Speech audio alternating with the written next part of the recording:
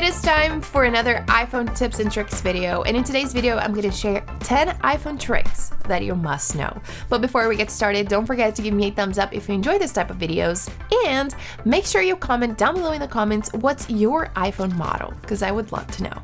This video is sponsored by SetApp, an incredible cross-platform suite which gives you access to over 200 iOS and macOS applications without any additional cost. You only need to pay for your subscription and choose the apps that you would like to use. Now, a great benefit is that you can start a 7-day trial for free when you use the link listed down below in the description. So starting off, if you use the alarm on your iPhone, you will like this tip because you can customize alarm labels. So let's say that you set an alarm for 8 a.m. every day, and once it rings, it usually shows just alarm, but you want it to say something to you, like time to get up, or some motivation quote. I don't know, something you want to see once you check your alarm, right? This is really easy to do. Simply open the clock. Make sure you press on plus to create a new alarm. So let's say that I want to create a new alarm for 8 a.m. Now, what you want to do is press on label. As you can see, it's just saying alarm. So once your alarm goes off, it just says alarm. But let's change this to time to wake up. And you can even add an emoji if you want. Let's put a sun. And that's it. You press on save, and there you have it. Every time that this alarm goes off, it's going to say time to wake up. The next tip is for those of you that like to use the spotlight search on your iPhone. So let's say that I'm right here looking for the Instagram app. If I press go, it will automatically open the Instagram app. And you can do this with any application that you would like to open right there on Spotlight Search. And you can do the same thing on the app library. So let's say that we're right here on the app library and I'm looking for, let's say, Instagram again. If I press go, it will open the first app on the list. So if I press go, it will open Instagram again. Now let's move on to Safari. Here you can customize your start page. So let's say that I'm right here browsing on Safari and I want to open a new tab. This is my start page. And if I press on edit, I can customize it. So there are different background images that I can choose. So let me just show it to you. You can choose the one that you prefer. I like this one. But something nice is that you can decide what you want to show on your start page. So I like to keep my favorites showing up on my start page, but you can enable or disable this according to what you prefer. So if you want, you can leave the privacy report on, the frequently visited, and if you go back, you'll see that the privacy report is now showing right here. So let's press on edit again. I'm gonna keep the favorites, and something else is that you can enable this option right here to use the start page on all devices. So if you have a Mac, for example, and you enable this option, the start page on your Mac will look the same way as the start page on your iPhone. So it's very convenient. And something else that you can customize on Safari is the actions when sharing a story or a website to a friend, for example. So let's close this, and let's say that I'm right here, I'm browsing, and I want to share this with a friend. If I press right here to share, you will see that I have a list right here with all of the actions that I can use to share or save this particular web page. However, if I press on Edit Actions, I can choose my favorites and I can rearrange them, and I can remove the ones that are currently there.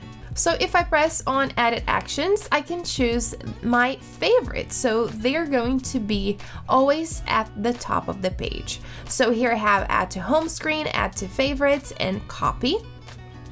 So I can rearrange them, or I can remove or add. Then make sure you press done, and that's it. But there is something else you can do. You can also choose which applications show up first right here.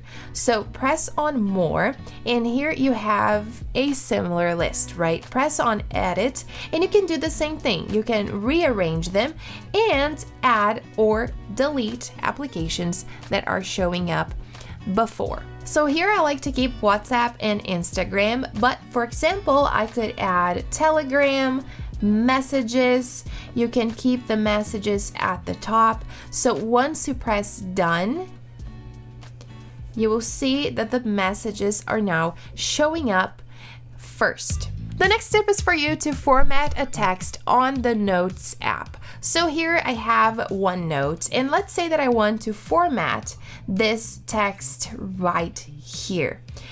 The only thing that I need to do is press and hold on the AA button right here and select one of the options.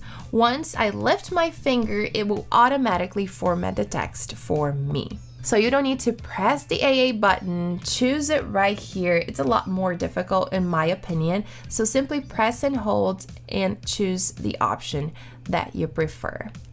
And you can choose any of this. Next, if you want to check when this note was last edited, simply swipe down and the date and time will show up right here. But if you want to check when the note was created, the only thing that you need to do is tap on the date. And that's it. It already says created 28 March 2022, 8:31 a.m. The next setting I have to say that is a little bit unknown, and it is called emergency bypass.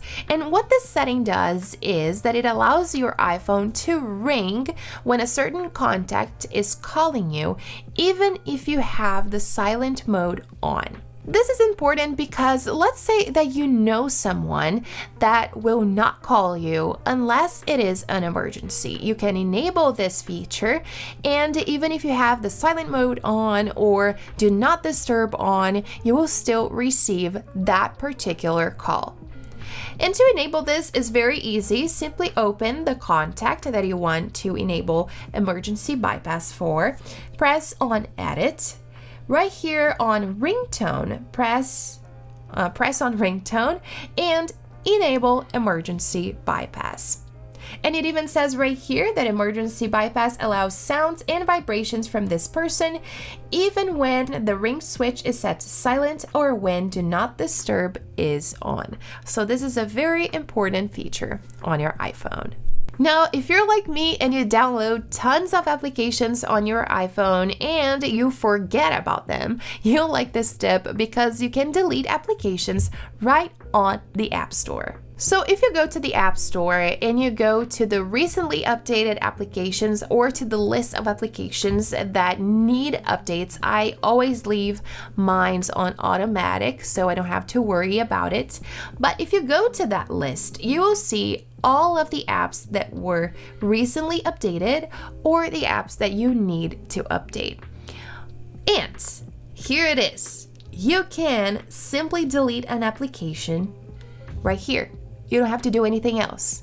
It's very easy. So let me choose an app that I currently don't need. Let's say Poshmark. If I want to delete it, look at this. I can simply swipe left and delete the app. Extremely convenient.